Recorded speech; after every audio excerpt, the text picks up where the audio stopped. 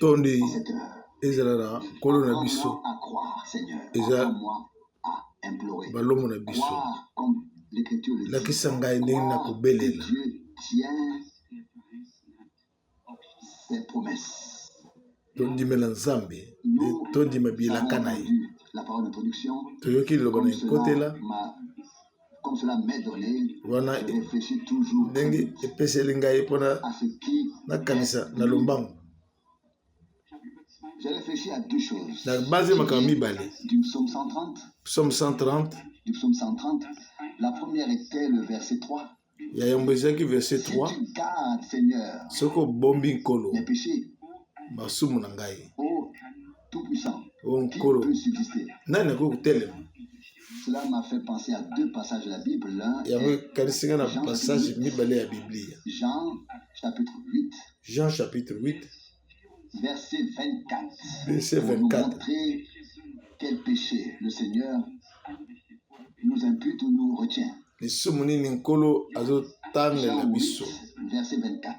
Jean 8 verset C'est 24 pourquoi ndeti je nango vous ai dit nayebisi bino que vous mourrez Bozo dans kufa vos péchés, na masumu na bino car si vous ne croyez pas, mpo te soki bondimi te je le suis, ke ngai vous oyo nde mourrez dans vos péchés. bakokufa na masumu na bino Il y a un péché toza na qui nous lisumu fait mourir dans tous nos péchés. oyo ekokufisa biso na masumu manso De l'incrédulité. lisumu na motema ekenze Péché de l'incrédulité. lisumu na Nous motema fait ekenze mourir dans tous nos péchés et toutes nos transgressions. tokokufa Mais la foi na masumu na à biso l'œuvre Kasi. accomplie de la rédemption kondima par Jésus-Christ notre na Seigneur mosala ekokisami na nous a rachetés lisekoli à la na mort yesu kristo elongoli biso na par le liwa péché et qui est le salaire du péché oyo lisumu et ya le li- transfert ya dans lisumu la vie éternelle.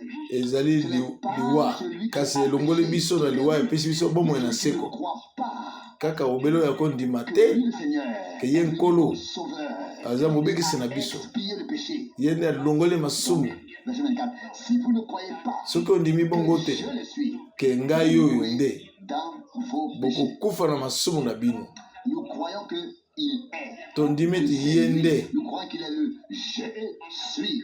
Et tondimi ti ye nde oyo aza qu'il a pris notre place. ke azwi esika na biso Porté nos péchés. masumu na biso Afin azwi que nous yango ne mourions pas dans mpo nos te péchés. tokufa na masumu na Nous biso te mourir dans le péché, car il nous en a délivrés. mpo te ye akangoli biso na yango amen Donné la vie éternelle apesi par biso sa bomoi grâce. na seko Cela est en lien avec le chapitre 4 de l'Épître aux Romains où Wana Paul les reprend clairement eyokani na mokanda les paroles baloma du psaume que David a écrit na sous bisomo l'inspiration david de akomaki l'Esprit. na kosukumama na molimo Romains 4, romain 4 7, verset 7 8 Bienheureux ceux dont les transgressions de la loi ont été pardonnées esengo et na dont les baoyo péchés ont été bobiko na mobeko couverts. elimbisamaki amen Nous croyons qu'ils sont pardonnés, nous croyons qu'ils tondimi te sont couverts. balimbisami Nous croyons que l'acte de condamnation a été déchiré, la question du péché mosala oyo est réglée, la ya question de la kokwesama na foi et de masumu l'incrédulité est réglée. bapasolaki yango C'est la question maintenant à nzambe asi laquelle nous sommes abongisa yango confrontés aujourd'hui. Si nous croyons, likambo yango toza nango nous ne lelo pouvons oyo pas rester dans la mort. soki tondimi tokotika na liwa te Vie tolongwe na bienheureuse liwa ti na bomoi à qui le Seigneur n'impute pas baoyo de péché. esengo oyo nkolo atangela bango masumu te amen N'ont pas été imputés, na sumu na biso batangela biso yango te car ils lui ont été imputés. mpo na ye batangele yango azwaki yango mpo na biso A payé 2 fois la même dette. afuti Elle a été payée une fois pour efutamaki mbala toutes. moko esili ekofutama mbala mibale te Référence à Israël, psaume 130, verset 8. na israel psaume 130 verset Il 8 rachètera Israël de tous ses akosikola israel na masumu na nyonso Nous pensons au peuple d'Israël. ntango tozobanda libota na Notre israel cœur se serre. Nous avons motema mal au cœur. ezokangama Un peuple qui a tant souffert simplement parce que liboto Dieu l'a enyokami choisi. Israël aurait pu avoir une vie agréable sur mpo te terre nzambe si moto Dieu apona l'avait ye pas élu. israel alingi kozala bomoi ya kitoko na mokili soki nzambe moto aponaki bango te appartenance particulière. Il a été persécuté parce que Dieu l'avait choisi. banyokolaki ye po pamba te nzambe moto aponaka bango. C'est vrai. Cela s'applique tout autant à l'Église. Wana pe etali eklezia lisusu. Que ce soit les prophètes, les apôtres, ezala que basakoli ce soit na bantoma la semence divine momboto na a bule Dieu versé son sang sur cette terre. esopaki makelelo na mabele oyo kasi C'était une semence noble. ete momboto Porté, et quand le ya temps motui. viendra, nous verrons à quoi tout cela a servi. ntango ngongo ekoya tokomona ntina nini makila esopamaki na mokili oyo. Isaac Shamir sera demain en République fédérale le premier chef d'État israélien à visiter notre pays et nous souhaitons premier chef de l'État à cet homme akozala awa na Allemagne et la paix de Dieu dans notre pays. totombeli bolamu na kimia na nzambe ezala na ye. Qui dirige le cœur et la bouche de tous ceux qui Ye parleront akamba afin qu'ils soient monoko raisonnables et disent ya bato ce nyonso qui est juste. bakoloba na ye akamba bango aloba oyo eza sembo oyo eza malamu. Ce n'est pas toujours facile pour nous. eza petete La plupart des gens se plaignent. bebele na bato bazomilelela Dit dans la Bible, il est en effet écrit que nous ekomami devons prier. esengeli C'est ce que tobondela nous voulons faire, même si cela nous est parfois difficile. ata oyo eza pasi malamu kobondela mpo na yango Et c'est pourquoi nous voulons tout remettre nde ntina entre yango les mains du Seigneur. tolingi kozongisa nyonso to na maboko na J'ai une nkolo. réflexion à ce sujet. Vous savez que tant de choses sont mises sur notre compte, naza na version en mosusu particulier na celles likambo oyo ont trait à la Seconde Guerre mondiale ou à tout ce mingi qui oyo s'y elekanaki rapporte. na seconde guerre Sur la mondiale. base des Saintes Écritures que ce n'était pas le peuple allemand, mais que cela sera mis sur le compte de la communauté religieuse. elobami ke nyonso wana ezalaki peuple allemand te kasi ekotiama na bato oyo basambeli ya Allemagne Mais c'est une autre histoire. oyo eza lisolo Nous mosusu. n'avons qu'une seule chose toza en na tête, eloko c'est moko que na Dieu mutu na est biso la parole et que Dieu ete reçoit ce qui lui revient de plein droit. Et je le dis nzambe aza liloba azo oyo esengeli azwa na ntina na biso. Himmler et Goebbels l'archi-jésuite, n'avaient pas été aux commandes, il n'y aurait pas eu de persécution des Juifs en Allemagne. soki Vous pouvez lire l'histoire. Je peux ndeko oyo azalaki na commande na periode wana labeti soki na mbele konyokama bayuda ndenge esalama te l'histoire de la communauté religieuse jusqu'à l'inquisition espagnole. ti kino Mais tout cela sera mis kokota ya baespagnol par ekotaki écrit. Je n'ai rien à perdre, mais je veux que le peuple de Dieu, Israël, soit informé. baza na ntina konyokama te kasi esengeli israele ayeba makambo yango. J'ai en cours, mais il se passe beaucoup de choses dans mon cœur. makambo ezolekana na motema na ngai ebele Touche à sa fin. Ma sœur Kasi, m'a montré un article écrit par l'homme grande de sœur Rome na qui ngai fait l'histoire du monde. alasenga Et article dans moko l'encyclique, c'est une lettre papale. mokanda ya pape À propos de la mère de Dieu. mpona mama na nzambe. Le pape pape Jean-Paul II fait voir Jean-Paul II dans la mère de Dieu une pionnière de l'œcuménisme. azolakisa ke Une mère. Dieu existe depuis l'éternité. mama na nzambe ke azali oyo ayambo mpona ecumenisme oyo bakotiela motema. Mais ici, il est nzambe ntango nini azalaki na mama exige de la communauté chrétienne à considérer Marie comme notre mère. église ya communauté chrétienne atalaki Marie lokola mama na biso Ce n'est banso pas ainsi. Nous avons la parole de Dieu. eza bongo te. Paul l'a expliqué aux Galates. Paul alobi na bagalate La Jérusalem d'en haut est notre mère à tous. Jérusalem ya likolo nde mama na biso banso. Nous sommes nés de Dieu. biso tobotami na nzambe Pour pouvoir devenir homme, Dieu a pris un corps botakoma motu qu'il a sanctifié et nzambe consacré akomaki afin d'y mettre la parole. po Et la tatia liloba semence na est ye de venir avec le Saint-Esprit sur Pe la parole et la yango semence eyaki afin que Christ na liloba puisse naître likolo afin po te que kristo son sang, abotama liloba nzambe et nous le savons tous, toyebi banso soit totalement et est totalement complètement saint. tosuki Mais toyebi malheur bien à celui ke qui honore un vase tozali qu'il a utilisé basantu tous ne sont que des mawa na moto azokokumisa bikeko que la correction nyonso wana eza biluku qui ont dû être faites à Marie figure également dans la Bible. toyebi ke kosembola oyo balobaki na ntango na Marie eza na Biblia ntango na noce na Kana na Galilei. Dans Jean 2,4, il leur manque du vin et ainsi de suite. Dans Jean 2,4, bazangaki vinyo alobi na Marie nini yango naza na yo.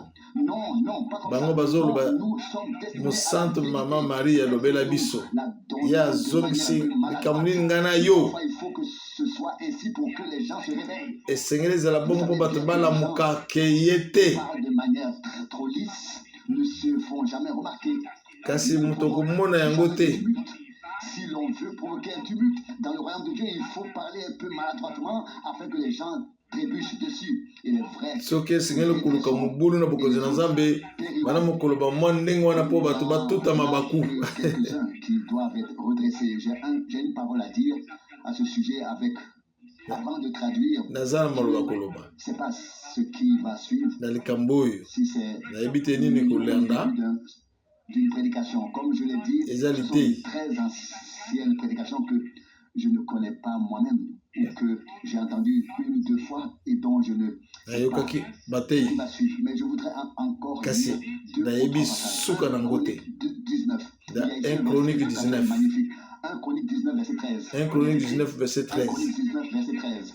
Courage, nous combattrons vaillamment pour notre peuple. Courage. Pour les villes de notre Dieu. Tokobunda. Le Seigneur fasse ce qui lui semble bon. Verset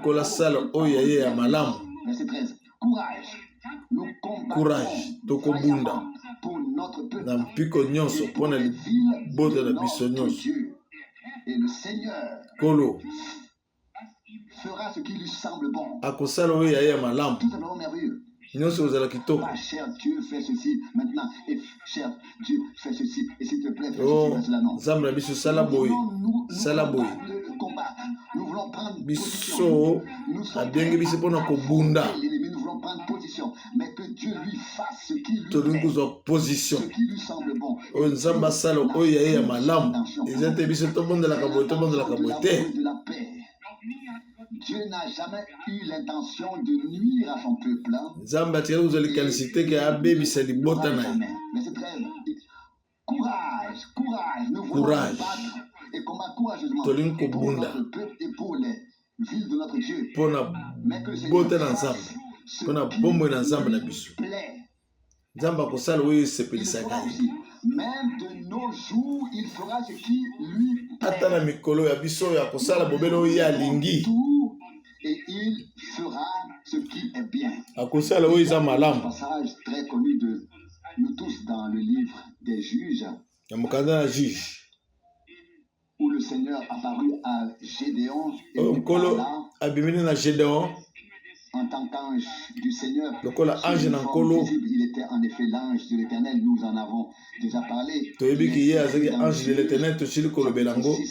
Verset 12, Juge chapitre 6. Juge chapitre 6, verset 12.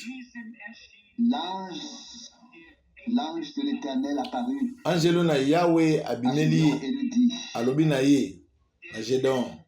Le Seigneur est avec toi. Azala yo. Vaillant héros. Gédéon lui répondit. Ah mon Seigneur. Yampiko ankolo. Si le Seigneur était vraiment avec nous, comment est-ce que toutes ces choses auraient pu nous arriver?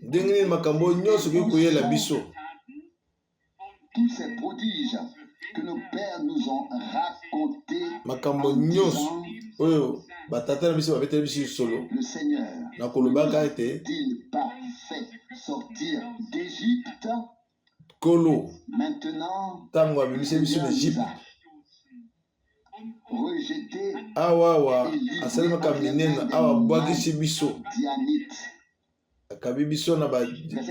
le Seigneur se tourna vers lui.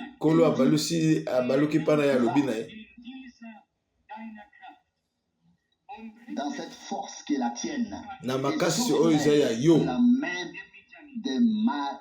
Dianite. okozwa maboka ba majanite. Vous remarquez Bomoni que tous les hommes de Dieu bato nyonso ensemble ont élevé vers Dieu le même cri de l'amour. batombola miso na bango epai na Nzambe na kolelaka. Il n'y a absolument rien qui a changé cela. eloko moko ebongoli yango te. Dieu avait fait de grandes choses. asalemaka minene Le temps de kolo Nzambe l'aplatissement de la tiédeur. asalaki maka minene. Mais il y avait toujours ceux qui mwa ngonga moko mpe ezali ya mwa malili, Dieu avait fait kasi eloko to Nzambe asalaki esengeli asala yango kaka. quelque chose. Nzambe alingi asala eloko songolo. Gédéon était l'un d'entre eux. Gédéon azalaki moko na bango oyo azali kobelela epai na ye. Vaillant héros, le Seigneur est avec toi. mobundi munene kolo aza na Il yo. n'a rien eu à lui dire. En lui, il y avait un cri qui demandait à Dieu d'agir.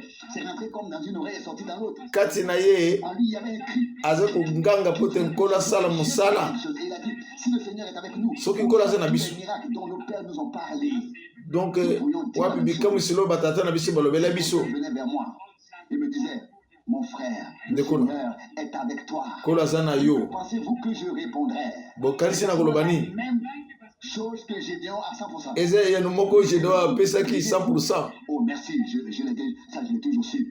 wana na ndimi yango mpe Cela m'a toujours été évident qu'il est avec moi. Non, eza solo en aucun cas. Celui qui pense ainsi, Dieu ne lui a pas encore parlé. oyo azobanza bongo Nzambe alobeli ye te ke aza na Nzambe. Nous avons reçu de Dieu tozwi na Nzambe une sobriété. bonsomi. Nous ne nous leurrons pas sur la situation dans laquelle nous nous trouvons.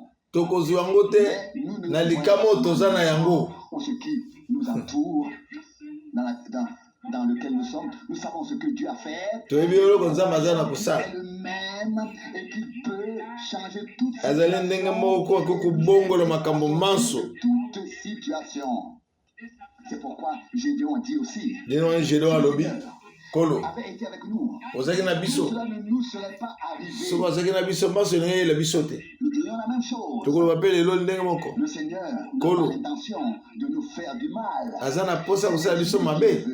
non, Gédéon a poursuivi en disant, Gédéon akomi na koloba Jude 6, et où sont tous les miracles dont nos wapi pères nous ont bikamwiseli parlé? nyonso to oyo ozalaki kosala. Il revient ensuite sur la sortie d'Égypte. Sur le aye commencement. na bomimi na bana Egypte na mboka na bana Israel na mboka na C'est Egypte. exactement ce que nous pensons aujourd'hui. nde wana biso mpe tokanisa lelo Que si le Seigneur avait pu être avec nous, soki nkolo azalaki na biso être épargné de bien de choses. mbele alongoli biso makambo ebele. Mais alors, nous aurions peut-être été comme des anges. mbele tozali lokola baangelu Que tous les hommes, koleka bato y banso. compris les hommes de Dieu avant nous. Dieu nous conduit par des chemins étranges. Nzambe azokamba biso na banzela ya kokamwa. Mais une chose est sûre. eloko ya solo ezali Nous serons arrivés à destination. tanto kokoma esika ya zolinga komema biso Nous exclamerons. tokonganga. Le but, où cela se trouve-t-il peut-être dans le psaume 4. na psaume 4 Joliment rendu dans la traduction de Luther. Reconnaissez que le Seigneur conduit ses saints de manière merveilleuse. boyeba ete nkolo Une seule erreur. azokamba basantu na ye na lolinga kitoko libungi moko te eza Et nous aura rapproché du Seigneur. akokomisa biso pembeni na nkolo. Alors le Seigneur se tourna vers lui et dit, va avec cette force qui est en toi. yaka Israël. kende na makasi oyo oza nango kati na yo Gédéon. Il n'a encore rien dit de sa force. Il s'est plaint en disant plutôt, si le Seigneur était avec nous. alobi likambo ya makasi na ye te me azolobaka soki nkolo azalaka na biso me nkolo ayebisi ye kende Le Seigneur lui dit, va kende avec la force na qui est en makasi toi. oyo oza nango wana. Qu'est-ce donc? Dieu est puissant dans ceux qui sont faibles. Nzambe azala makasi na boyo nyonso bazala botawa. Dans mon bras droit, oui, je pourrais aller dans ma main gauche, mais ceux qui admettent simplement qu'ils n'ont rien, qu'ils sont vides, afin de pouvoir recevoir de Dieu et d'aller ensuite sans pouvoir dire. esengeli kondimete oza pamba po tokoki kozwa makasi epai na Nzambe. Exactement ce qui arrive. C'est Dieu qui l'a fait. Nzambe Même moto si asali c'est yango. nécessaire pour cela d'être misérable, comme nous le sommes. Et puis, yango wana esengi tozala bato na mawa lokola toza boye bato ya misérable. verset 14. Je t'envoie. Natindi yo. Nous n'avons pas besoin de plus. S'il nous envoie et qu'il prononce sa bouche l'envoi, il pourra dans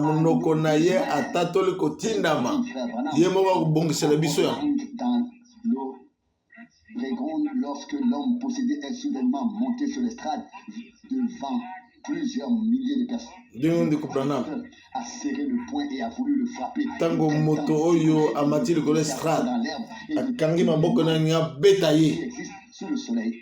Et puis il a dit que quelque chose lui a parlé. Il est envoyé et je serai avec toi.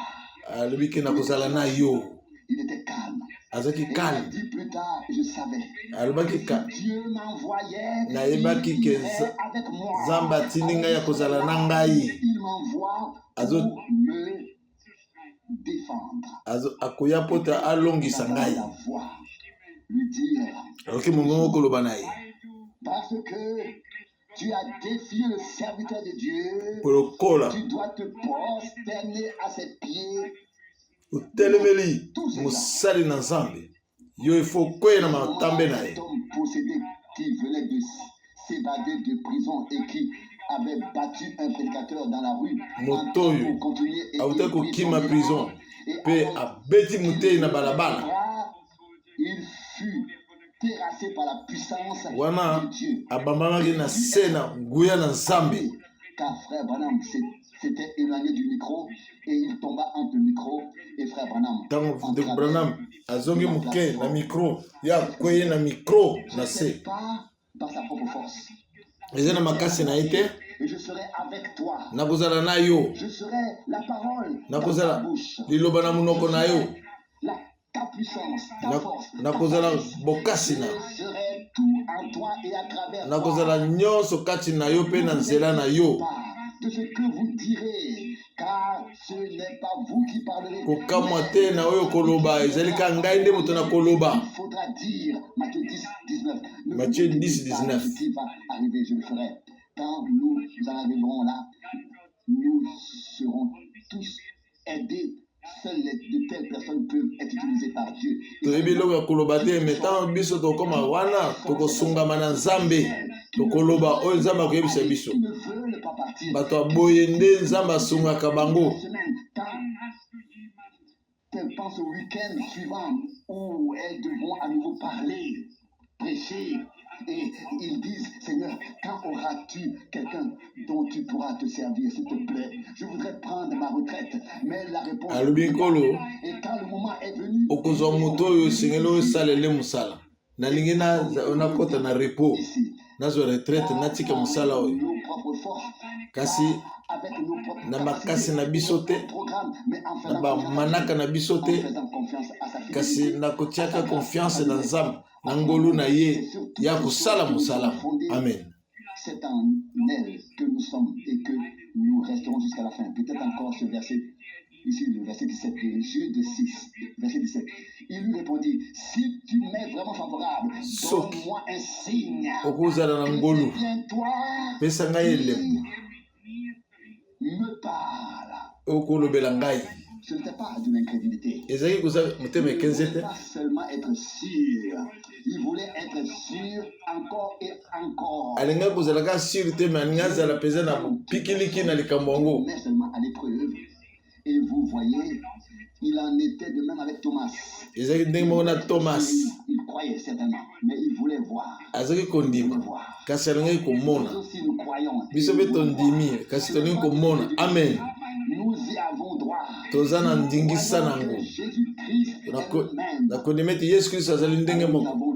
Amen. Esengela mitalisa bongo. Ce n'est pas de l'incrédulité. Notre droit donné par Dieu. Ezali ndingiso nzamba pesi biso. Ezali mo pona Gédéon. Que Dieu se manifeste. Alingaki nzamba mitalisa. Alinga zala na bopikili kiwana. Il voulait savoir. Alinga ko yeba. Kolo. Soki nkolo azelaki na ye. Liboso ya bato peuple na ye di peuple di bota nzambe alingaki azala na musukisa mikati na motema ke nzambe moto atindi ye. exigé le contraire. Azaki na esengo te. Kasi Nzambe pe apesaki yango lisusu. À qui Dieu accorde ce qu'il demande. Oyo Nzambe apesaka oyo ozosenga. Des gens qui sont dans une détresse intérieure. Ezali bato bazakati na mawa kati na motema. Bango bazosenga pa Nzambe. Que Dieu renforce aussi ta foi. Nzambe kolisa kondima na yo pe na ya ngai. Nous voulons voir Dieu. Tolingi komona Nzambe. Le voir. Tolingi komona ye. Me rappelle le jeune frère qui a grandi dans une famille croyante. Kanisa ngai ndeko mbali. Allé à l'école biblique. Oyo akolaki na libota ya bandimisi make na école biblique. Il revenait régulièrement à la maison, mais sa foi s'affaiblissait de plus en plus. Tango nyonso azokoya na ndako kasi kondima ne koma kokita. Il est rentré chez lui. Azongi pa na ye. Il a dit à son père. Albi na tata na ye. Tata. Montre-moi Dieu. Lakisanga Nzambe. Il est. Bipa wapi ye aza. Le père a répondu du tac au tac. Tata apesi ye ya. Mon fils. Tata mwananga. Montre-moi où Dieu n'est pas. Lakisanga pa Nzambe aza te. Montre-moi toi où Dieu n'est pas. Lakisanga yo pa Nzambe aza te. L'érudit était savant, il avait la réponse. Azalaki savant, azalaki na eyano. Peut priver les hommes de ce qu'ils ont. Mais l'expérience divine peut nous donner ce qu'aucun homme ne peut nous reprocher. Bobik ya liloba na Nzambe eko kopesa biso yano oyo mutu moko ta kopesa biso. Dieu est autour de nous. Nzambe aza nzinga na biso. Vu de nombreuses façons. Bakokomona lolenge belé. Mais il doit pouvoir ouvrir nos yeux. Kasi esengeli afungola miso na biso. Dans son règne, poto mona ye dans ses voies, ndenge azokonza na musala na ye. Que Dieu nous bénisse tous. Kolo apamble biso banso. Même si mon cœur est rempli. Ata motema na ezo beta. Je ne peux m'en empêcher, je sais. Nako que tout komipekisa nango te. O Nzambe azokosa ezana mutu ya seko na seko. Et comme nous l'avons entendu hier, ndenge toki yango lobi dû revenir sur sa parole. Nzambe atikali kozonga likolo ya liloba na ye te. Lokola apesi elaka. Je ne veux pas parler de moi. Nani koloba mpo na ngai te. Même un appel, un mandat. Ata mbela ya mokumba na Nzambe. Très volontiers, mais quand il dit quelque chose, cela reste. Tango Nzambe azoloba eloko yango ezotikala. Il ne demandera l'avis de personne. Akosenga bo mutu ya mutu te. Qui m'est cher me l'a rappelé en disant, frère Franck. Ndeko na ngai exactement 25 ans. Albi 25 ans yango oyo. J'ai même reçu un appel de téléphonique de loin. Les gens. Nazwi ata kobenga ya mosika te. Dieu, il m'a dit, frère Franck. Ndeko Franck. Tout comme Abraham a attendu 25 ans. Lokola Abraham azeli 25 ans. Ton attente prendra fin après 25 ans aussi. Yo pe attente ne kosila après 25 ans. Mais que Dieu l'accorde. Kasi Nzambe asala yango. Que Dieu l'accorde pour nous tous. Nzambe asala yango mpona biso banso. Je n'oublierai jamais nakobosa lundi matin. Tongo wana ya tongo. Un lundi matin. Lundi na tongo. Le 2 avril 1962. Le 2 avril un jour, 1962. Comme celui-là. Lokola mukolo yango. Ne s'oublie pas. Ekokobosama te. Que la volonté de Dieu soit faite. Mukano na Nzambe salama. Il y a un chemin pour nous. Aza na nzela mpona biso. Nous plaignons comme Gédéon s'est plaint. Tokumilela lokola Gédéon aza kumilela kasi Nzambe ayebi. Nous plaignons seulement parce que nous ne nous sentons pas à l'aise dans la situation dans laquelle nous sommes. Tozo kumilela pamba te tozo miyoka malamu te na lolenge oyo tozo bika boye. C'est vrai. C'est pourquoi nous plaçons notre espérance. Directement tozo tia espérance na biso. Kati na ye. Je ne sais pas ce qui va arriver. Cette prédication et nous nous laissons donc tous surprendre. Que Dieu nous bénisse. Et comme nous l'avons dit hier soir, prendrons aujourd'hui, Dieu a fait la promesse à Abraham. 75 ans, 74, 75 ans et l'équipe. 65 ans qu'il aurait qu'ils auraient un enfant. Et ils ont attendu 25 ans. Mais Dieu est tenu de respecter sa parole. Il est tenu de respecter votre parole. Il est tenir parole et mener une vie, pour mener une vie chrétienne. Alors, de vivre en conséquence. Voyez-vous, Dieu a dit quelque chose. Nous ne pouvions pas lui faire confiance. Qu'il le tiendra, alors il ne serait pas Dieu pour nous. Quelqu'un m'a dit, peu importe ce que tu peux montrer et prouver, je ne le croirai pas. Mais pour ceux qui croient,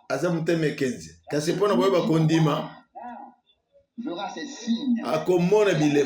Quelle est la promesse? Maintenant, nous allons parler de la manière dont Dieu a fait ses promesses. Que nous avons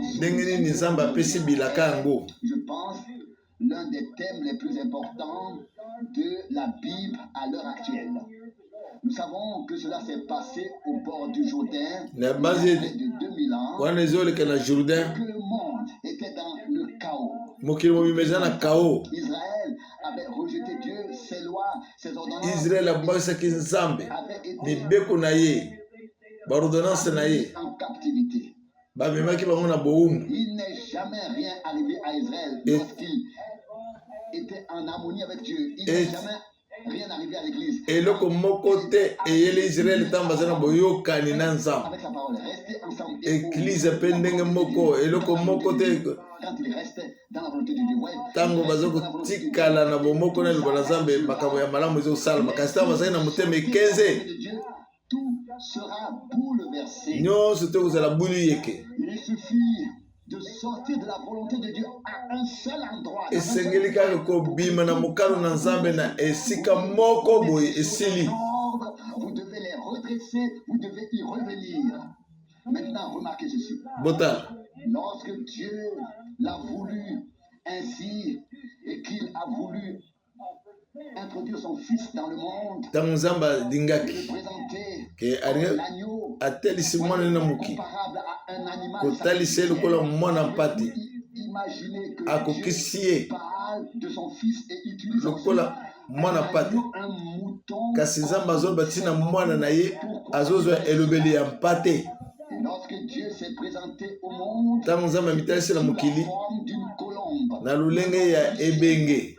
Eh bien, pourquoi a-t-il fait cela? Voici mon opinion. Plus doux de tous les animaux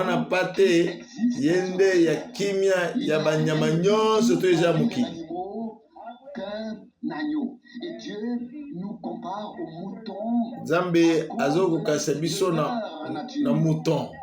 Et les moutons na lulenge na bango ya kubika ye akomizula mukuma na ye moko te soki abungi akozwa nzela na ye te akokoka te akotikala bobele wana ntango mosusu akokufa wana kasi akomona nzela te akokende esika na esika boyi te ayebi te. Nous sommes absolument et totalement perdus. Biso pe to bungi. Nous ne savons pas où aller. Nous avons besoin de Dieu comme Père. Amen. Voyez-vous, nous ne pouvons pas nous sauver. Biso to peu importe notre proposition que nous faisons. Tout cela est bien beau. Sans le berger, kasi soki mobateli azate tokubunga où le vent vous portera. Tokomema na epai mopepezo mema biso. C'est vrai. L'église est merveilleuse, toutes les confessions partout, mais sans le berger du troupeau. Nyonso ba église nyonso tona ba confession bazana kasi bazana mobateli te. Vous n'avez pas la pierre angulaire. Bozana libanga ya moboko te. Que les anciens ont construit. Tango bam. Il s'agissait de la pierre angulaire. Bazoko tonga ezalaki libanga ya moboku. Et lorsque le temple a assemblée où est la pierre angulaire. Wapi temple etongamaki nde bipai wapi libanga ya moboko ezalaki. D'abord être posée. Esengeli yango nano etiama. Être là. Esengeli ezala wana. Et nous constatons ici qu'ils ont rejeté la pierre angulaire. Tomoni ete bango babwakisaki libanga wana. Et mes amis, aujourd'hui, nous avons tant d'érudits. Lelo Jamais auparavant. tozala bato ya mayele ebele. Bâtiments, architecturaux et autres. Bandako. Et les gens les plus riches que l'on puisse avoir. Bato ya bongo. Bazana bandako ya bongo ya architecture. Le programme de Dieu n'avance pas. Kasi Parce que l'Église n'a pas tenu compte de la pierre angulaire. nyonso wana bazangi libanga ya moboko.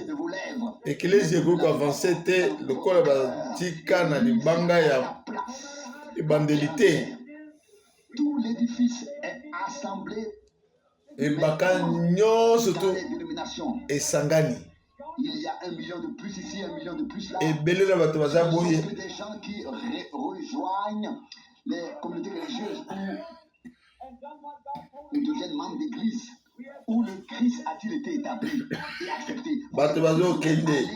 Ebele na bato bazo kende wapi Kristo atiamaki. Nous avons construit des hôpitaux et bien d'autres choses. On a esika eklesi ya batongi ba hôpitaux na biloko ebele nyonso. Nous devions faire cela, mais il a dit allez dans le monde entier. Alobi bokende mokili mobimba bopala nsango malamu. Vous voyez, vous demandez, nous devons prêcher l'évangile. Esengeli kutesa nini nango esango malamu. L'évangile n'est pas venu en parole, 1 Corinthiens 2:4. Eye na maloba te. Avec la puissance et la preuve. Eye na nguya na ndakisa. J'ai été en Afrique, en Inde. Nazaki en Afrique ti na Inde. Et tous ceux qui sont comme eux vous défient. Mais quand na bato nyonso baza kuna bazotelemela yo. Voyez, prêchez l'évangile. Teya sango malamu. Et confie alors tout est répondu. Prenez la puissance du Saint-Esprit et allez dans le monde entier. Soit guya molimo musantu kende na mokili mobimba. C'est de ça qu'il s'agit. Di wana nde yango nde. Il est mort, mais il est ressuscité. Kasi asekwi. Yesu asekwaki azobika. Devant nous, mwana mpate liboso na biso. A toujours été utilisé comme animal. Mwana mpate bazwaki lokola nyama na mbeka lokola Kristo. Dieu a destiné les agneaux à cela. Nzambe abongisaki bana meme mpona bongo. Un agneau et verser son sang non fait aye lokola mwana mpate à la venue asopi makila na ye. Si quelqu'un avait péché, soki moto asumukaki chez le sacrificateur, azokozwa mwana mpate et avant cela, amemi ye na banganga nzambe boye atie loboko na ye atie likolo ya mwana mpate azwi masumu na ye eye likolo ya mwana mpate nde bakati mwana mpate mutu azwi mwana mpate oyo mabe ezangi esengeli moko asangana na mosusu.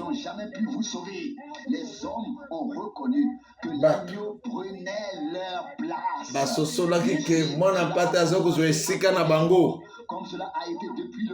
ndenge wana esalamaki uta ebandeli. Esengeli bomoi mabomoi eza na kati ya makila boye na kati ya makila bomboto ezokoya oyo toza nango eza ezipelo kaka momboto ekutaka na moto na sperme bomoi ya kuna na kati nde ebimaki na bonya na ye oyo asalaki ezaki mawa. Kristo abotami na tata na mokili te.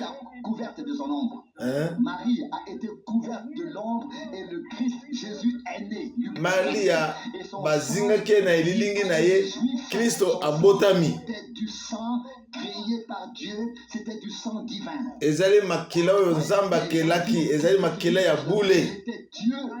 Maintenant, Azalaki nzambe. quand le Christ est venu, Tant Kristo ayaki. Amen. vous interrogez les gens. Botuna bato. Il dit, homme, je vais vous donner une comparaison. Nani pese Si bino. vous prenez par exemple les œufs d'une poule Soko zui. et que la Mak. poule n'a pas été avec le coq, Yo vous soso. pouvez mettre tous les œufs Soki. sous la poule et vous nourrirez. Soso wana azaki na soso mobali Que te. la fécondation a eu lieu, Ah, une nouvelle vie peut wana éclore. mosala punda ekosala. Bobele soki fécondation bokutani ya coq na poule ezalaki yango nde kopesa bomoi. Qu'il y ait eu fécondation. Voyez, je le répète, Nazozongela. elles n'ont pas été avec le coq. Rien ne peut éclore. Soki bazalaki na Aujourd'hui, avec nos églises, soso mobali nos te. communautés religieuses, Elo moyen kobima te. chrétiennes, Eza ndenge moko ba mangomba nyonso to. pour recevoir simplement Esengeli bayamba mumboto. plein d'œufs C'est vrai. pourris et pourris. Nyonso tone kotondeka ba make pola pola. C'est vrai. Où quelque chose naît, où est-ce que quelque chose naît, où Wapi eloko moko ebotami. est-il, se manifeste-t-il? Wapi nkolo azomimonisa. Dans le nid et combien viennent payer et ainsi de suite. Non, vous n'avez rien d'autre que des œufs pourris dans le nid. Nyonso boza nango ezaka ba make pola. Mais les témoignages d'une vérité, c'est vrai. Voyez-vous pourquoi un agneau a été pris Bomoni pona nini? de l'agneau Mwana véritable. pate Dans amemamaki une sanguine, il y avait la vie.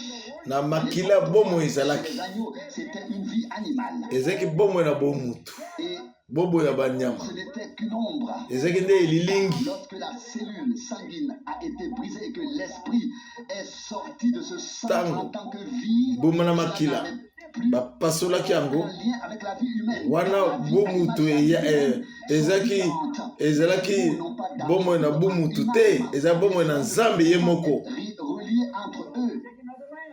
Voyez, mais encore et encore, des agneaux ont été sacrifiés. Bampate babonzelaka bango. Ici, lorsque l'adorateur vient une fois devant Dieu, Tango pose mugumbemi ses mains avec foi, azoya le Fils de Dieu liboso na nzambe. prend et sert Likolo ya mwana na nzambe l'agneau de Dieu. oyo Il akufi. ressent ses douleurs. Azokoyoka bapasi na Que ye. la cellule sanguine a été brisée. Oyo makila bapanzaki yango. Ce n'était rien d'autre que la vie de Dieu. Ezali bomo bobele bomo na nzambe ye moko ezobima. Sur vous, pour vivre en vous. Ezokoya likolo na yo Alors vous êtes po te obika kati na yango. né de nouveau. Wana nde obotami sika. Vous êtes passé ainsi de la mort à la vie. Olongo na liwa pe na bomoi. Tout comme Dieu Amen. ne peut mourir.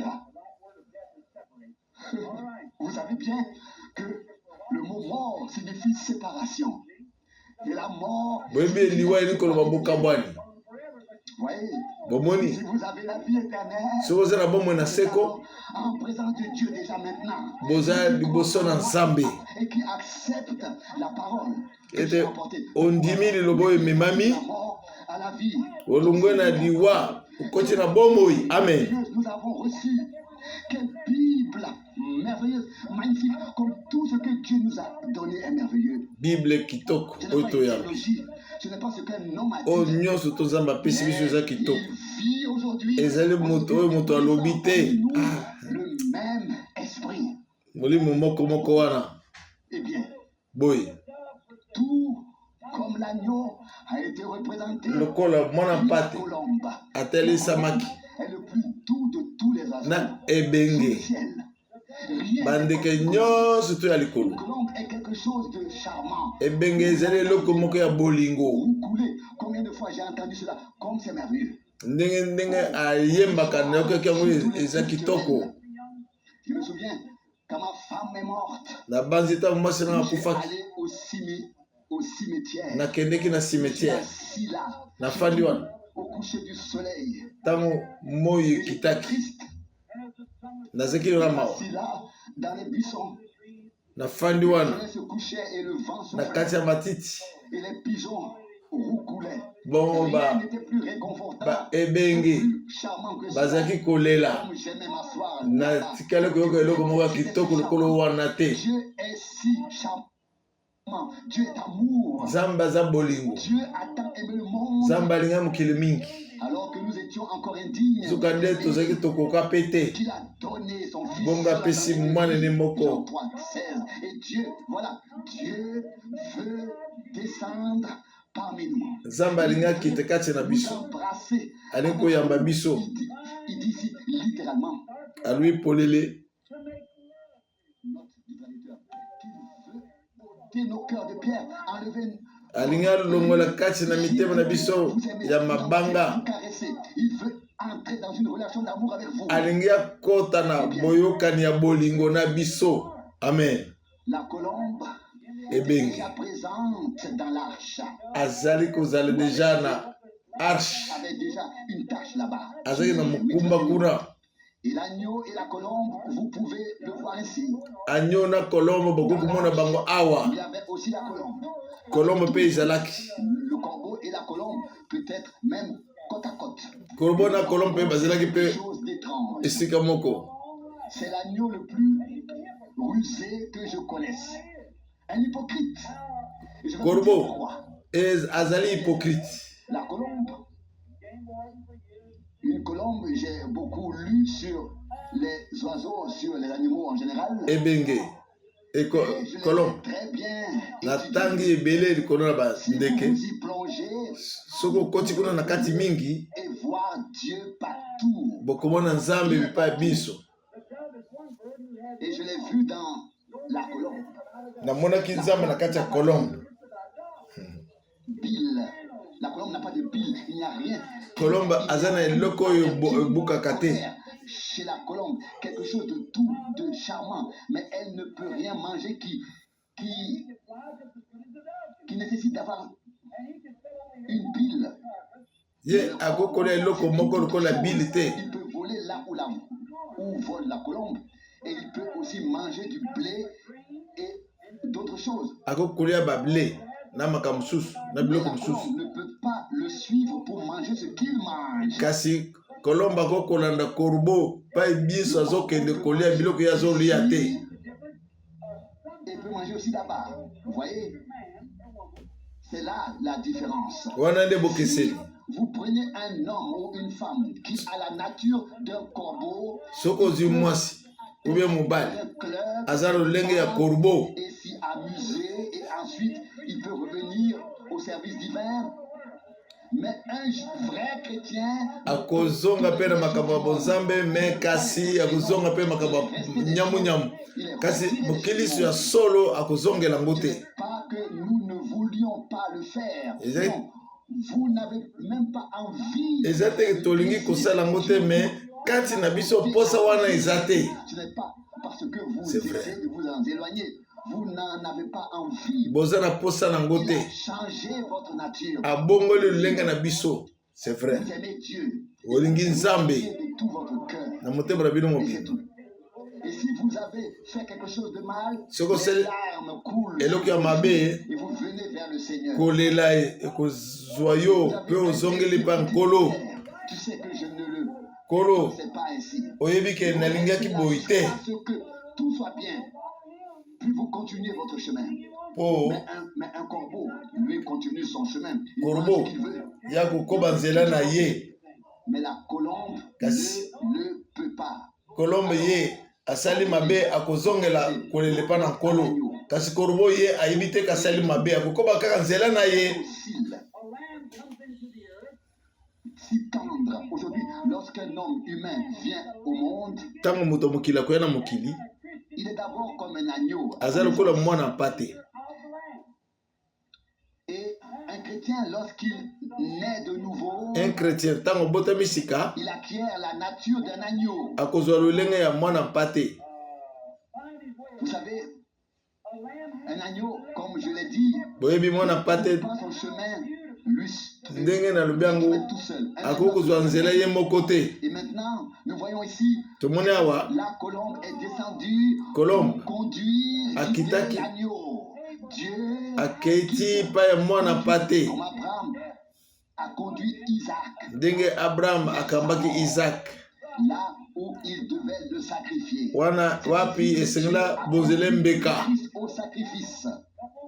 Un agneau. Mwana pate. Un animal qui ne retrouve pas son chemin. Oyo mona nzela na ite. Oh, je me demande. Un agneau. Mwana pate. Un agneau n'a pas besoin de travailler ni de se soucier. Mwana pate azana tina usala musala te ata kuyoka souci. Automatiquement de la laine sans avoir à s'en soucier. La laine, Yeah. Il ne se dispute pas pour cela, il ne travaille pas pour cela. Ya kusala musala pona ngote me yango ko kubota. Alors, ce qu'il a reçu, vous le tondez et il n'ouvre pas la bouche. Oh ya zuya boko kolongole yango kasa fongola ta monoko te. Les brebis de Dieu, les agneaux, vous voyons voir comment vous... Qu'est-ce que c'est que ça? Comment vous comportez-vous alors? Dans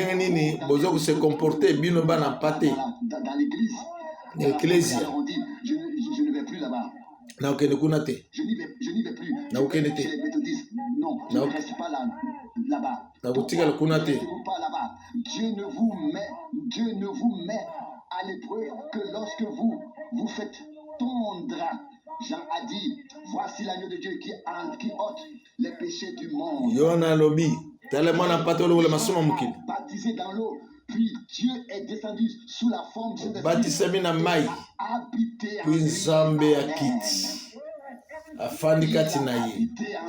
Afandi kati na ye. Ce fut le plus grand événement que le monde ait connu jusqu'alors. Yamoni eloko moko ya munene oyo mokili yebi nanu te. Voyez, Dieu et l'homme ont été ainsi unis. Le Zambe na mutu bayokanaki. Et ont résolu pour toujours la question du péché. La colombe et l'agneau se sont unis. Lokola ebengena mwana pate basangani. Lors du baptême.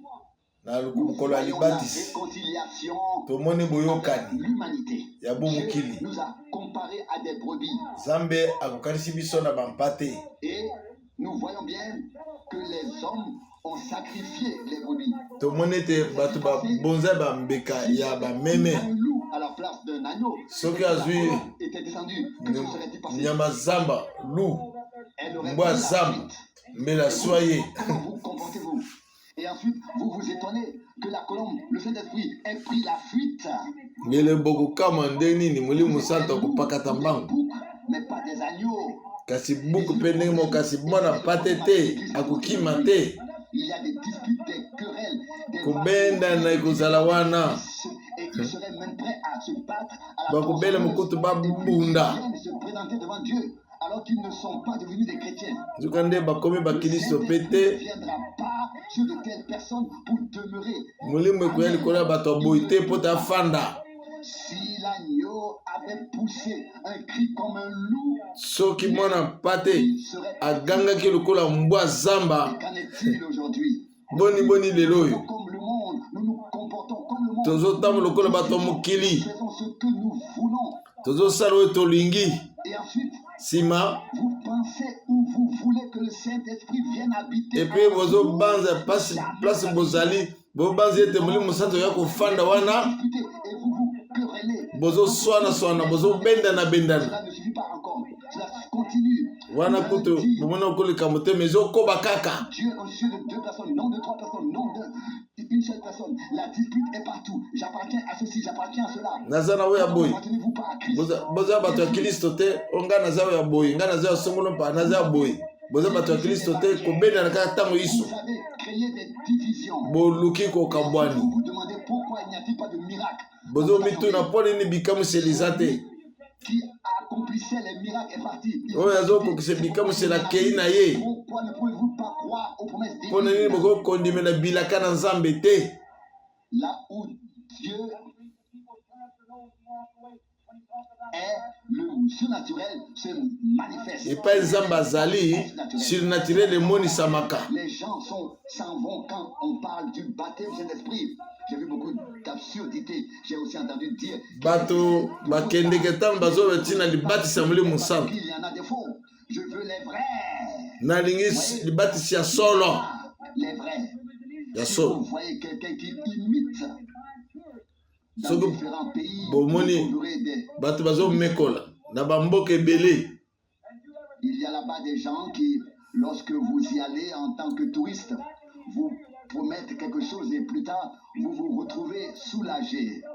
On vous enlève quelque chose, on vous enlève, on vous prend quelque chose. Et quand nous voyons des gens venir dans l'assemblée et dire qu'ils sont nés de nouveau, comment se comportent-ils avec leurs voisins chez eux là-bas? Tanto moni bato bayena lisanga balobi ke babota bisika. Ce n'est pas une vraie Eza kitoko te ndenge nini bazo zala na ba voisin na bango. Boyokaniza te. prier, parler en langue et tout. Alobi ke nazolo ba langue. Ils sortaient simplement. Et après la réunion, ils étaient des personnes complètement différentes de celles qu'ils étaient à l'intérieur pendant la réunion. Il y a quelque chose qui ne va vraiment pas. Ne vous laissez plus retenir par ces choses. Ce n'est Bokangama biloko yango te. Maintenant, faites attention. Ah bokeba. Un agneau, Mwana pate nous sommes ces agneaux. tozali ba pate na Vous ye. dites, oui, To bolobi yo. Branham. Ndeko Branham. Qu'en est-il des chrétiens qui restent chez eux le mercredi soir? Kasi Ils regardent la télévision. boni ba chrétien batika le pana bango mercredi soir batika le kotala ba télévision. Vous dites, frère Branham, Bozolo c'est ba pas notre privilège. de Branham. Américain, oui, c'est votre privilège en tant qu'Américain. Omoni ke za loto motel ko l'américain. Et yo sol. Vous renoncerez. Bino pe fo boboya. Vous vous habillerez correctement, premièrement. Bokolata malamu. Correctement. Pokoloba pe Je malamu. crois en une conduite, une tenue Nandimi. vestimentaire et Na une bokambami. expérience ancienne. Na lateli ya kitoko. Oui, marcher dans la rue correctement habillé. Kotambola na balabala bolati Ne malamu. le faites pas, vous devrez un jour répondre de votre adultère. Soki bosali bongo te mokolo landi bokopesa biyano na pona kindumba na bino Matthieu 5:32 elobi yango. Vous ne l'avez pas, vous l'avez peut-être pas fait, mais vous êtes coupable. Kasi osali yango kutu te mais yo oza coupable Vous êtes présenté ainsi po devant le pécheur. omitalisi bongo liboso ya mosomoki. Réfléchissez-y. C'est la vérité de l'évangile. Ezali solo ya liloba. On a abaissé les barrières, on a abaissé le niveau et on s'est demandé pourquoi les brebis sortaient et les boucs entraient. Bazotuna mpona nini babrebi bazokobima Qu'avez-vous vécu babuke bazokota au début? bosalaki nini Comment bakitisi barrière mpo babima. du Saint-Esprit? Et que font-elles aujourd'hui? Bazosala nini lelo Elles sont allongées, nues quelque part sur la plage. wana Vous batandami vous demandez pourquoi vous motakala n'avez pas la puissance na de Dieu. plage. Vous dites, epuis bozoloba wapi puissance na nzambe ezomonana te. et on vend ce genre de vêtements, c'est vrai. Epuis bazoteka bilamba ya motindo wana Mais qu'avons-nous à voir avec cela? biso likambo nini yango na biso bilamba wana Hollywood ou à Los Angeles, quand je prêche, na Hollywood prêcher l'ancienne parole de na Dieu, Los Angeles ntango nazoteya liloba ya ebandeli du jugement. Et si vous ne le savez pas auparavant, vous le savez maintenant. soki boyebaki yango te sasa epi boyebi yango. Et en vous, vous vous habillerez comme une femme. Soki molimo santo aza kati na bino bokolata lokola mwasi. L'un est votre privilège américain, Voilà. l'autre est votre privilège divin. Wana ezali lotombo mpona bino baaméricain mosusu ezali lotombo ya bino ya nzambe. Bien sûr. Soko tosi Monsieur, vous, les femmes bino basi qui marchez dans la rue, oyo bazotambola na balabala vous portez ainsi. Et olati boye si vous vous dites chrétienne, so benge baklisto Dieu ne change pas, l'évangile ne change pas. nzambe abongonaka te sango malamu ebongonaka te. Vous avez cessé vos réunions de prière. Botiki bayangani na bino Dites-le vous-même. boloba ngo bino moko. Quel est le genre de compagnie que vous avez? Et soudain, au lieu que ce qui était en vous se transmette aux autres, ce que les autres avaient est venu sur vous. Maintenant, na lulengete compagnie ni boza. Na lulengete bato ba bongwana ba yepa na bino ne ba komoko kene pa na bango ba pagana. C'est un réveil comme celui que Oto za ngo posa eza na réveil. Où l'Amérique sera ramenée à Dieu. O l'Amérique akozonge pa Nzambe. Se réunissent pour faire de grands rassemblements. Wana kosangana pona kosala kubukota ni munene minene. Quelques cantiques. Non. Pas celle avec les visages peints. Kosala ngo tena elonge bapokola ngo balangi te. De l'estrade. Je suis ici en tant que votre frère, madame. Nazawa ndekola ndeko nayo balinga na basi. Une seule femme dans la Bible. Mwasi moko na Biblia. Vous savez que c'était qui c'était? Vous savez qui c'était? Boye bibino baso azaki nani? Jézabel. Et Dieu l'a donné en pâture aux chiens. Damba pesa qui est bilier na bambwa. Ndenge Biblia lobi. Lorsque je vois une femme mariée, tango na moni mwasi abala. Voici de la viande de chien. Tala misuni ya mbwa yango Il y a eu trop de légèreté sur l'estrade. Trop de blagues ont été racontées. Légèreté était yami. L'église est telle qu'elle est.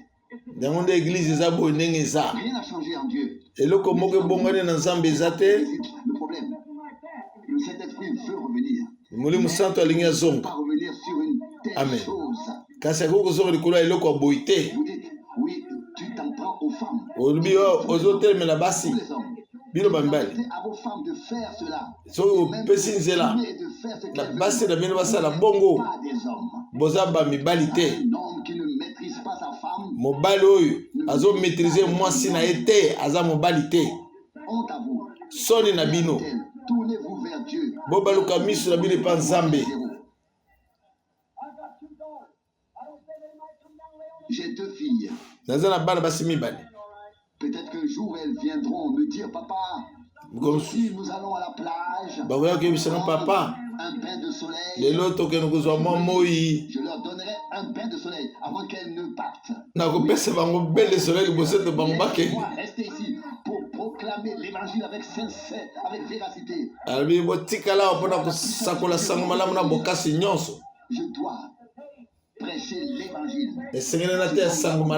Aujourd'hui, ce sont des prédicateurs qui voyagent d'un endroit à l'autre et proclament l'évangile afin que le Saint-Esprit puisse descendre à nous.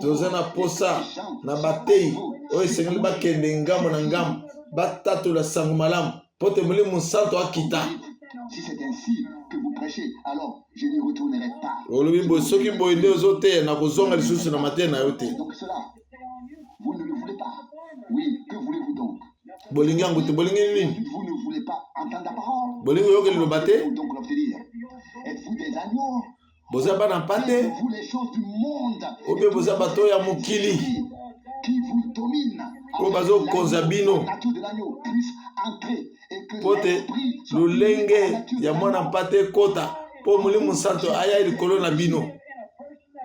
et comment Dieu, le Saint-Esprit, peut-il vivre dans une personne?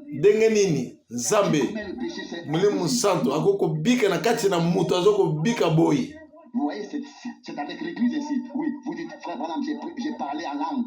Oh, Aucune importance. Si vous n'êtes pas en accord avec chaque parole de Dieu,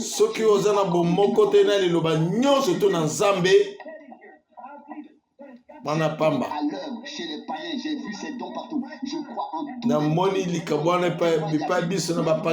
Tout mettre à sa place et l'ordonner comme Dieu l'a ordonné. Je ne veux pas être comme ça. Blessé, mes amis. Quand j'ai commencé à prêcher, quelqu'un m'a dit, si tu prêches ainsi, ton assemblée sera bientôt déchirée. Peut-être déchirée par la prédication de la parole. Soit déchirée.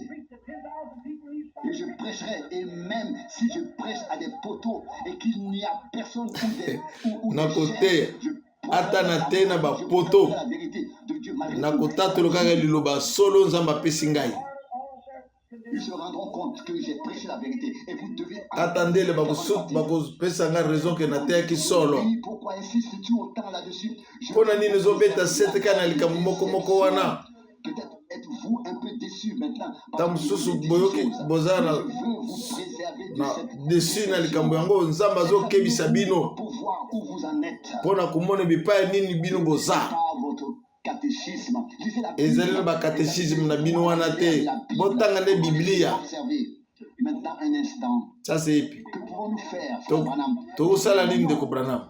Redevenir un agneau. Comment moi n'a pas té? Redevenir un agneau, la colombe viendra. Comment moi n'a pas té? Ebenge koya. Éloigné. Et elle reviendra. Ekozonga aike musika ekozonga. Frère Branham. J'ai lu que Dieu a béni, que ce soit méthodiste et Wesley. Je pense encore à Wesley. Vous vous souvenez encore de Wesley et Naoki sankute zamba pamboli. de John Smith quand il prêchait. Na bazi Wesley, John Smith, tant baza kuteya, baza koloba. Ce qui va arriver. Ayebite lo kunini kuya. Qu'il aujourd'hui, s'il voyait ceux qui chantent à la chorale, les femmes en short se tiennent sur les lelo soki ba yemba moni baso bazo yemba balati ba biloko ya mike ba bikini. Elles sont comme le monde. Bazar ko ba tomukini. Le fondateur des églises baptistes, voyez John Smith. Que dirait-il aujourd'hui? Oh, salaki église baptiste. Pas seulement les méthodistes. Soki lelo aye akoloba nini ba méthodiste kaka te. À regarder du ciel. Na kotala kalola. Vu les hommes se multiplient. Na komona ka bato ndenge bazo kufuluka. Sur la terre. Dieu a dit, je regrette d'avoir créé l'homme. Nzambe alobi na regretter lokola na kela mutu. Qui avez posé vos mains sur l'agneau de Dieu mourant. Bino ba oyo. Comment vous comportez-vous ensuite? Botie maboko na bikolo mona pata kufa. Vous êtes prié, c'est tout. Vous voulez que je prie pour les malades? Bolingi na bondre pona bato kokon. Vous continuez ainsi. Kasi pona bozo ko babongo. Cela vous aide-t-il? Frère, nous ne pouvons pas jouer la comédie. Biso toko sakanate. Le problème, que se passe-t-il, frère Branham? Ni nango zo le kanande ko Branham. Il regarde vers le bas, il demande, il supplie. Sukatali. Que vous reveniez. Asengi. Vous embrassez avec amour. Bozonga. Avoir une relation d'amour. Ayamba bino. Boza na boyokani na bolingo. Regardez Adam. Tala Adam. Adam et Ève. Adam et Ève. De Christ et de l'Église. L'Église n'a pas péché. C'est Adam qui a péché. Adam a péché. Eva sumukaki te, mais Adam de muta sumukaki. Mais Adam a péché. Eva ya salaki musala. A été séduite, mais Adam savait. Adam muta sumukaki. Adam da yebaki keza mabe. Qu'Ève avait péché. Et il est quand même allé avec elle. Ayebaki ke Adam asumukaki. Il aimait Ève. Ayebaki ke Eve asumukaki. Kasi ake quand même pas na ye. Alingaki ye. Liwa ye kokota. Exactement la même chose. Esango yona. L'Église a péché. L'Église est sumuki. Mais Christ est venu. Christ a ye. Il a péché pour nous. Azuli sumo mpona biso. D'aller prendre sur lui la condamnation. Ake kozwa likolo na ko koisama na masumo wana. Nous puissions sortir akufi en tant que pote son église. tobima Il veut entrer. na bosomi lokola eklesi na ye. Il veut renouveler. Alingi aisa musika. Il veut vous aimer. Alingi alinga biso. Vous caresser. Kobomba biso malamu. Que quelqu'un reste. Là écrit, il veut que vous vous leviez comme des agneaux et que vous partiez, que quelque chose se soit passé en vous. Tioki moto aye azo ganga alingi eloko moko elekana kati na bino. Et j'ai chassé avec un homme, c'était un homme nakene bukulaka cruel. na chasaki na moto boko Un homme cruel. azaki moto boko peza cruel Auparavant. nanu na mona ngo liboso Il te. tirait simplement sur tout ce qui bougeait. Ye azo kubeta masasi na eloko nyonso ezo koningana. Et j'ai dit, na ebisi écoute, yoka. Abraham a fait abattre un veau et a préparé un repas lorsque Dieu le Seigneur abomaki mwana ngombe pe alambaki yango ntango nkolo ayaki kasi okoboma sans raison te obomi boutiki kaka boye kitoko te.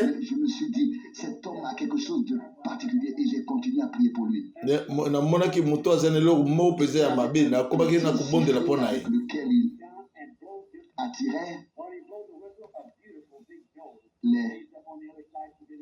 Les petits de la biche. Namoni ndenge abetaki mwa biche ya moke babimi esika bazalaki. Et les petits pensaient que leur mère les appelait. Bakanisaki mama na bango azobenga bango. Bango bazokopota mbango. Je me suis dit maintenant il va prendre son fusil. Alors namoni ke awa kozwa munduki na ye akoboma bango.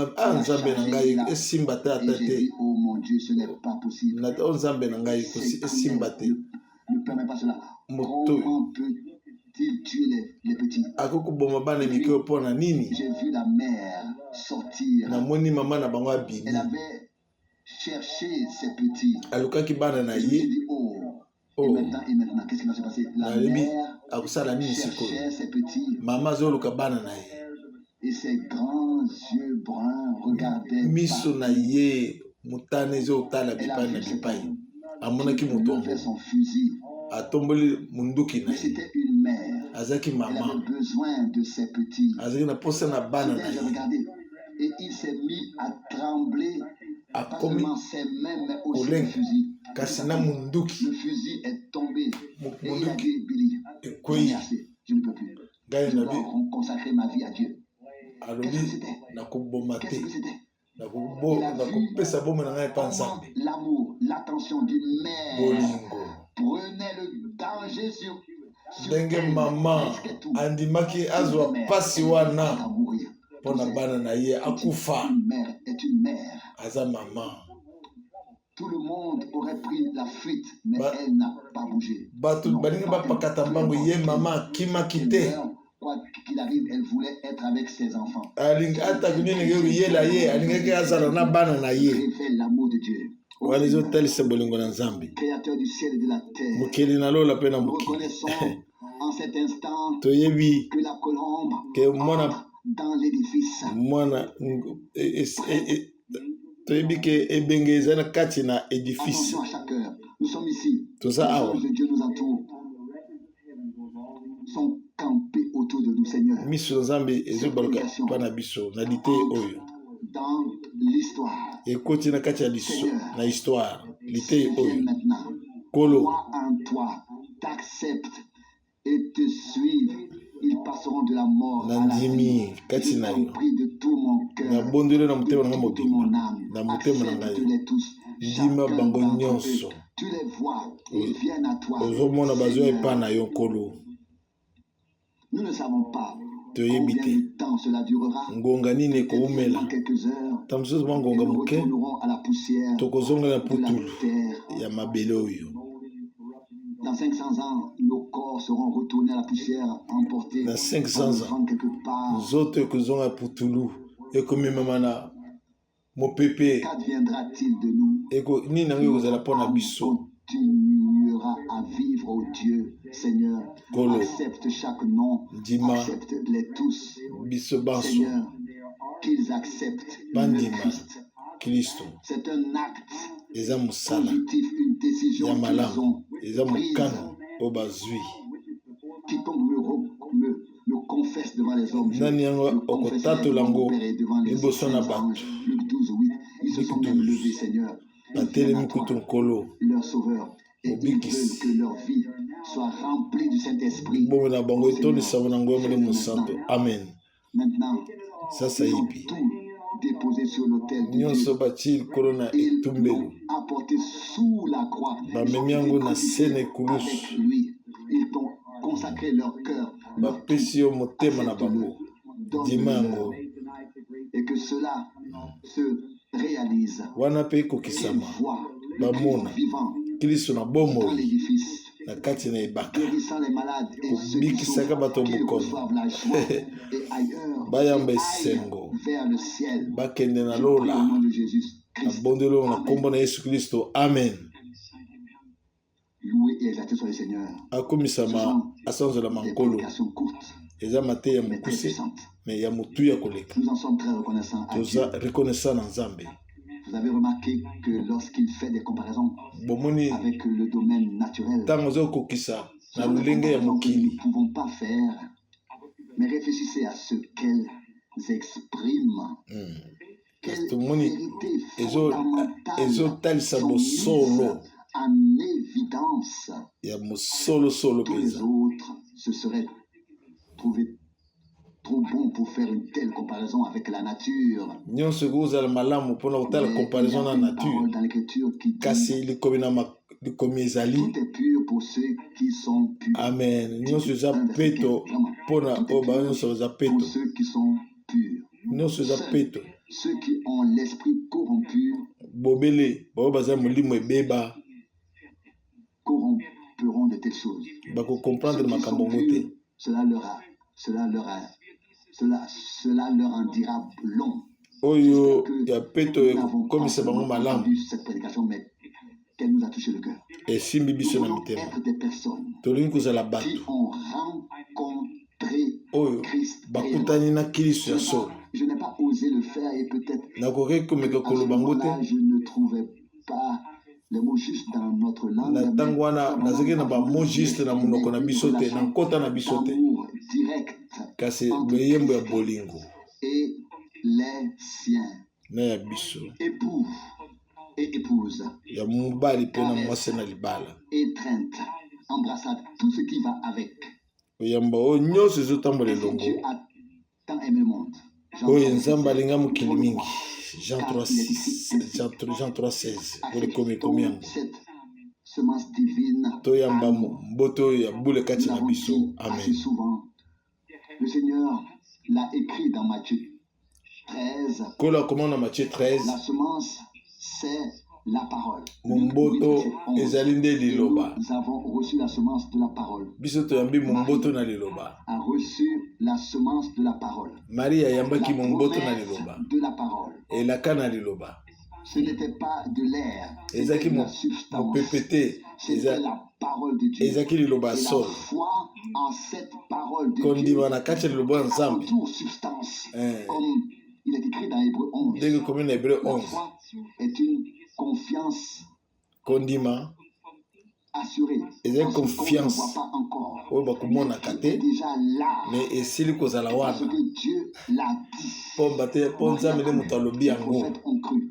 baprofete bandimaki yango Croyons vraiment. bandimi mpenza tondimi yango mpe na motema na Cela biso m'a mobili aussi profondément touché. wana mpe esimbi Notre ngai frère Branham a dit, ntango de Branham alobi l'esprit s'est molimo simplement retiré. elungwe La colombe n'est pas partie très loin, mais elle s'est envolée. ebenge ekendeki Avant mosika de te pouvoir revenir.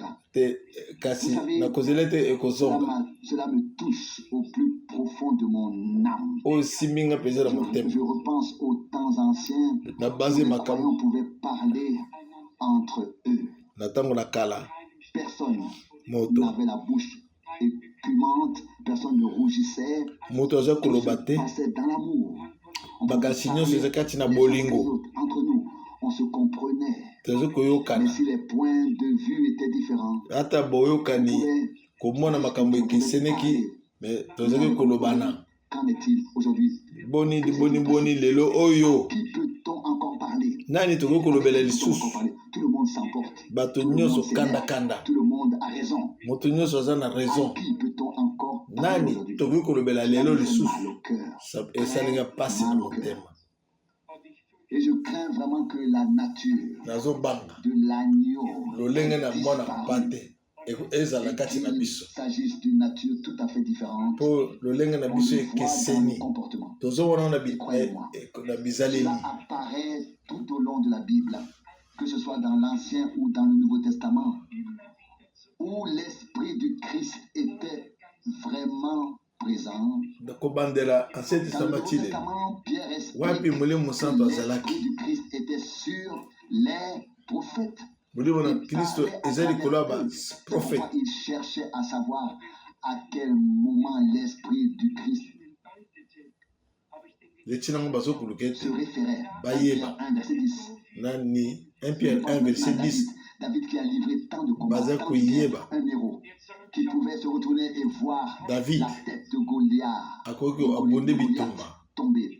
Quand il a saisi le pan du manteau de Saül, tali moto ya Goliath enge kweya mais ntango alatiaki bilamba ya Saul esimbaki te. Il a pris et a poursuivi son chemin. 1 Samuel 24:5. Si Saül avait surpris David dans une telle situation, soki il aurait, Saul excusez-moi, akutaki David na lulenga boye tout à fait approprié ici, mais il l'aurait vraiment mis dans le pétrin et aurait ensuite applaudi.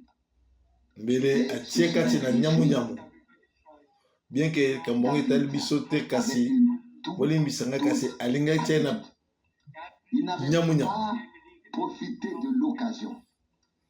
L'amour de Dieu kasi David ye ntango sotukisaki Saul alukaki koboma ete qui porte l'amour de Dieu dans son cœur moto oyo aza na bolingo toujours ce qui est convenable na nzambe kati na motema ne akosala kaka oyo eza malamu. Celui qui ne sait plus ce qui est convenable oyo ayebi te envers son pire ennemi oyo eza malamu ata liboso na monguna na ye. L'esprit de Dieu l'a quitté. Molimo santo atika ye Mourir des expériences passées, cela ne sert à rien et peut-être okobeta masolo ya mabiki wana ditomo nango te eza c'est creux. eza eloko te. Cela reste, mais où est la plénitude dans laquelle cela doit être? Wapi botondi na bonzambe oyo yani eloko wana esengeli ezala. Nzambe azali na ngolu neti lelo tomitala nanu biso moko. Les Écritures disent en effet 1 Corinthiens 11:28 que 1 Corinthiens 11:28. Mais avec une grande douleur c'est avec une grande douleur que je pense qu'il n'est plus possible de parler à beaucoup de gens. Ezali na pasi telle douleur na motema eke tukokolobe na ebele na bato te. C'est précisément cela qui me fait souffrir et qui me détruit. Mais je peux changer une situation en un instant. Peut-être la changera-t-il s'il a pu nous changer premièrement. Amen. Il pourra peut-être aussi changer notre environnement et ce qui nous entoure. Si Dieu est avec nous, nous sommes tous des miracles. Si son esprit agit parmi nous, où est le changement? Où est la nature? Où sont les fruits de l'esprit? Il cherchera des fruits. Il les cherche aujourd'hui. Il est encore temps. Il n'est pas trop tard. Il veut que nous le redécouvrions. Ce serait beau si nous réellement, intérieurement, touché, ému, saisi, bouleversé dans notre âme, Dieu et chanter. Viens d'en haut. Viens, Esprit du Seigneur. Souffle, agis parmi nous, mais le vouloir vraiment. Créer les conditions pour cela ou permettre à Dieu de les créer. Au nom de Jésus. Inclinons la tête et croyons de tout notre cœur que c'est le jour que le Seigneur a fait. Vous savez que dès le commencement, il a prononcé la parole et a agi par son esprit. Quand il venait sur ses prophètes avec son esprit, il sa parole et sa volonté, alors il est devenu chair en tant que la parole. Et l'esprit est venu sur la parole faite chair pour accomplir ce qui était destiné pour lui. Et cela à cause de nous. Cela s'est produit après que l'esprit soit venu sur lui. Il en fut ainsi le jour de la Pentecôte. L'Esprit est venu et cela s'est produit. Il en était ainsi au commencement de la création. L'Esprit de Dieu planait au-dessus des eaux. Et Dieu, le Seigneur, dit que la lumière soit. Et la lumière fut, cela se produisit. L'Esprit de Dieu planait dès le commencement. Car l'Esprit crée la vie. La parole est prononcée. L'Esprit est la vie. Et la fait naître. Afin que ce qui a été dit devienne réalité. Pensée m'envahit. Les fils et les filles de Dieu doivent être manifestés à la fin.